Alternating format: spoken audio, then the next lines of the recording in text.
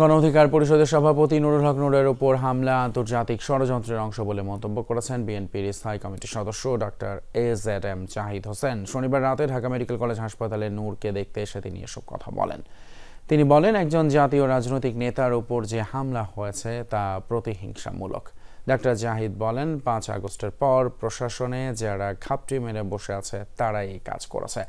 BNP chairperson Begum Khaleda Zia এবং ভারপ্রাপ্ত chairman Tarique Rahman সার্বক্ষণিক নুরুল হক নূরের শারীরিক খোঁজ রাখছেন বলেও জানান তিনি।